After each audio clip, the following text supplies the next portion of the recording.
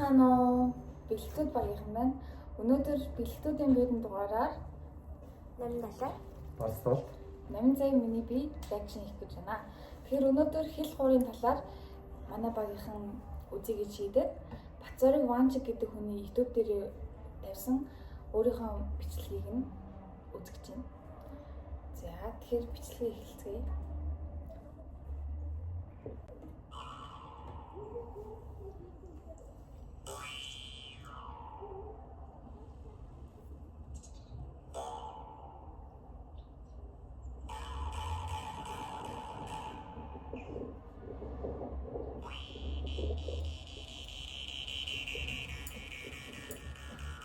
Тийм ятгарын гарын нэгтгэх юм байна тий.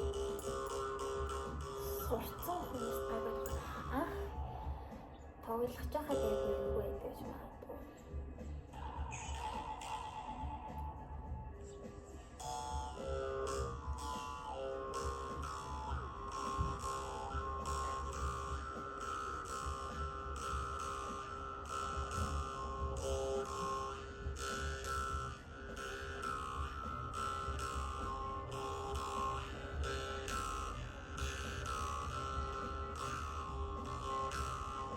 Монголын үеийн дэвшил санагддаг юм.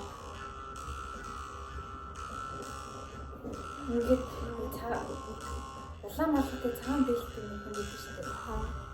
Яг тэр ингээд байгаа юм шиг. Билгээд үесэж юм шиг. Тийм үсэж. Цаанаас цасваас орсон.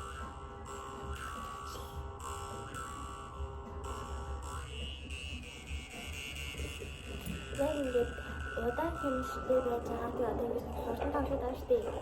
Яг хурдан тоглож байгаа яг энэ хэсгийг ингэж сонсоод үндэ ингэж нүдэнд хамгийн төмсөлж байгаа юм яг юм. Монголын дээрээ харцаа онцлог кино гэдэг шүү дээ. Тэдний нэг тийм стейшн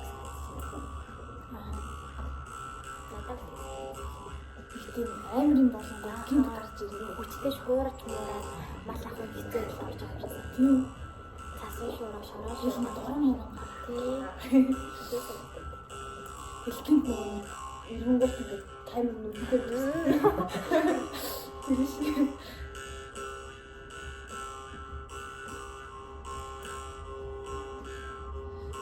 Сайн ингээд хурдан дагуулсан чинь нөгөө яг зүгэн ингээд бз гэдэг юм шиг. Тийм одоо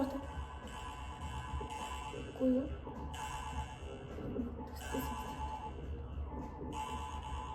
Ингээд орол нэг яг энэгээр ингээд хэлэн ингээд байгаа юм шиг.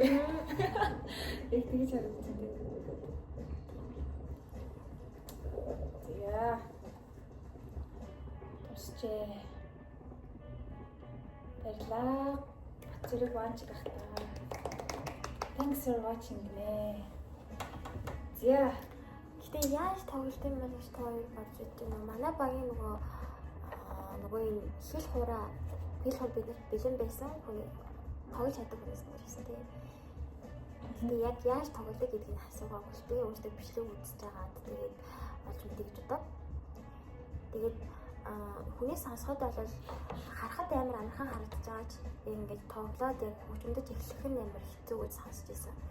Тэгээ ингээсээ юм бичлэгийг хараасан чинь нэр яаж энийг ингэж амандаа зурж байгаа гэдэг төмөрийг ингэж хөдөлгөөд байна. Харин гэтээ саяныхаа ингээд тотгошоогоо ингээд бас гадагшаага ингээдсэн. Тэгээ би ингээд энэ ядгар юм ингээд гар өвтгөх юм бахтаа гэж бодсоохгүй. Эсвэл доошоо яг энэ ирмэгийнхэн доош нь тэгээд юм л.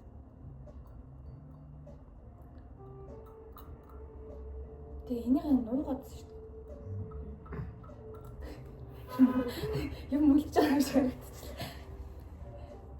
тэгээс би энэ төмөрийн ингээд сүдэндээ ингээд цохгууд одоо орол чимээг ингээд холоогоор ороод гээд цаанд ордох гэж боддог гэсэн. Аа. Окей.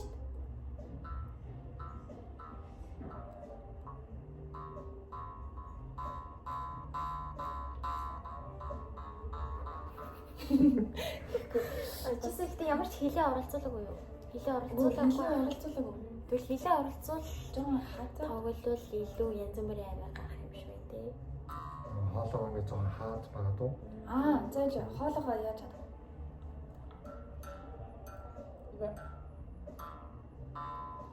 Гэтэ анхудаа ингэж тоглож байгаа хүмүүс жоохон болгоомжтой байхгүй бол уруул мөрөл аюултай байлтай.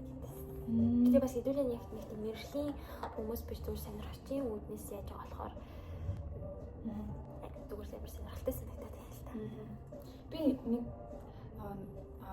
олон хэл хууруудын ингээд ялгааг харуулсан нэг үйл бичсэн байсан. Тэрийг харсаахгүй. Тэрийг уншижсэн чинь Японы хэл дээр бичигдсэн байл л дээ. Гэтэ транслейтерээр орчуулсан чинь энэ болохоор Якутын ингээд юм төрөл юм байна. Та нарт ингээд харуулах юм бол ийм байна гэсэн үг. Яг л ийм төмөр. Тийм ийм төмөр. Тэгээд эн чинь одоо энэ чинь модон хэл хуур гэж хөө. Энэ модон болохоор гоо.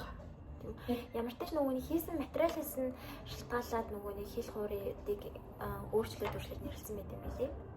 Төмөр хэл хуур, өөр ямар хэл хуур юм. Тэгээд тэр нь яг хийж байгаа материалын онцлогоос нь шалтгаалаад нэрийг өгсөн. Энэ бол би бол модон хэл хуур ах гэж үзэж байна.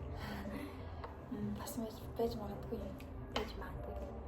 Гэтэ энийг бас бөөнөр хэрэглээд байдаг тийм. Тийм. Бөөгийн зам үйл хэрэглэдэг юм билээ нөгөө нэг юу вэ? Хөгжмийн зэмс бөө утга нөгөө нэг дээг тэнгэртэйгээ холбогдохдоо энэ хөгжмийн зэмсийг тоглож бөө утга дууддаг. гэж хэлчихсэн юм. Монгол улсын тугаа тэгээд урайдын бөөнөр хэл хорыг тэгээд дээг тэнгэртэйгээ холбогдох үедээ ашиглаад ерөнхийдөө бол трансын байдалд орохтой ашигладаг юм байсан гэж сонссон. Трансын байдал гэдэг нь яг ингээд орох орохгүйгийн хооронд юм. Тийм тийж байна. Тэгээд аваач зэрэг нь болохоор ухамсарт нөлөөж тэгээд сүнслэг ертөнцийн өвд тал нийдэг гэж үнэлдэг юм байлээ. Одоо би сүнстэй холбооч гэсэн үг. Тэгээд энэтэй нөгөө нэг яг хизээнээс үүссэн ямар үндэснээс яг үүссэн гэдэг нь одоо болтол баталгаагүй. Их сурвалжууд яг нэг тийм баттай мэдээлэл юусоо байхгүй бид юм л. Харин бас тийм гэж сонссон. Гэтэ бас би нэг юм харсан чинь хүннүүгийн булчнаас нэг юм хэл хураа олцсон байна гэдэг бас юм бичигдсэн байсан. Археологийн судалгаа нөх хүннүүс яан би төрөг уурын одоо элдэн нүүдэлчтэй монголчуудын тийм боршнаас ийм хэл хурийн хөгжмийн зэвсэг олцсон гэж их сурвалжтай тийм л хэлсэн байсан. Тэгэхээр энэ бол яг бүр яг ертнээс яг монголчуудын одоо уламжлал хөгжмийн зэвсэг гэдэг бас нэг баталж байгаа бас нэг баталгаа байна. Тэр яг гоё л аваатай сонсогддог юм байна. Яг л нэг Монгол улс оронд байх ёстой юм шиг ингээд аялгаугийн зүгээр ингээд харахгүйгээр сонссон ч гэсэн ингээд яг л нүдэнд Монгол харагдаад Монголын нэг хөдөө тал хээр нутаг яг нүдэнд төсөөлөгдөд. Би бас ингээд YouTube-ээс ингээд бичлэг үзгээ хайж байхдаа амар олон хүмүүс тоглож байгааг харсаахгүй. Тэгээд Европ хүмүүс байсан. Тэгээд Унгар гэдэг хамаагүй. Тэгээд би ингээд бодохтой ингээд зөвхөн Монгол хөгжим бишээс нэг мэдээхгүй. Тэгээд бас нэг юм уншижсэн чинь тэр нь болохоор 106 улсад тархсан юм хөгжим гинэ. Тэгэхээр ер нь бол тархалтын хөр бол нэлээд хаан чамаагүй бас тоглож болох. Бас нэг дуу юм аа. Тэгээд тэрийг сонссон чинь тэрэн дээр бас хэл хуурыг ингээд цаана ашигласан. Тэр болохоор Америк хамтлаг баггүй. Тэгээд Европ хүмүүс ч гэсэн ашигладаг юм байна да гэж бодсон. Одоо уламжлалт хөгжмийн зэвсэг орчин үеийн хөгжмийн зэвсэг болгож ашиглаж байгаа. Тийм. Хослуулаад тийм. Аль аль лавч. Монгол хэл хуурын зам үйл хүргээд ханаг үзсэн юм. Үгүй. Эсвэл итгэв. За нэгт энэ бол бөөгийн зам үйл хэрэглэдэг. За хоёр дахь байгальтай харилцаа болон ертөнцтэй холбогдох гүр гэж ярьдаг юм лээ. Өөрөөр хэлбэл яг ингээд сайн ингээд сонсоод байгалийн уул чимээ чимсэг, байгалийн үзэгдлийн явдлын чимээ чимсэг, амьтдын дуу хоолой шиг сонсож байгаа. Яг тэдрээрээ дамжуулж ингээд нүүдлэх асныг философичудагч гэх юм уу? Байгальтай ингээд хүмүүс ингээд холбох юм тийм үү? Юм энэ бол наваг яг онцгой сэтгэлийг илэрхийлэх гэсэн. Үгээр илэрхийлэх яг тийм хүн хэцүү юм уу баяр жаргалтай нэг тийм үеийг монголчууд доторх мэдрэмжийн ил гарахаас илүү дуу хөгжим арайгаар гаргадаг юм. Агаас нэг тийм хүний сонсчихсан шүү дээ. Хэл хуурыг ингээд сонсоод байгаа хүний сэтгэлийг тайвшруулдаг. Тэгээд бүр дээр үд зарим хүмүүс хүүхдээ туулахад ашиглаж ийсэн. Тэгээд мал малж яах одоо тэр явцдаа бас ашиглаж ийсэн гэж сонсчихсан. Одоо ч зөндөө юм хэлсэн юм шүү дээ. их судалсан. Их судалсан бай. Тэгээ ер нь бол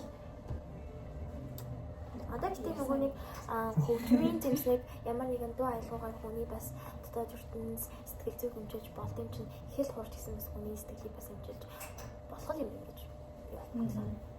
Яг гоё аялгуулаг нэг тийм монгол хүний чихэнд нэг тийм ойрхон хэмдийн сонсогдоод байна. би сурчиж байгаа зү.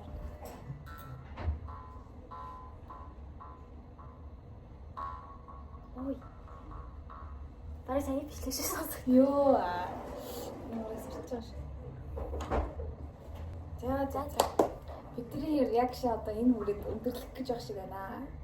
Тэгээд одоо нэг мэрэгжлийн бус зүгээр хичээлийн хүрээнд байж байгаа болохоор хэл хорыг хэрвээ ямар сайн мэддэг оюутан байвал биднээс ганц хоёр мэдээлэл үлдээсэн байж магадгүй. Тэгээд бас нэг алтаатай зүйл гэсэн байвал сэтгэл бичиж залруулаарай.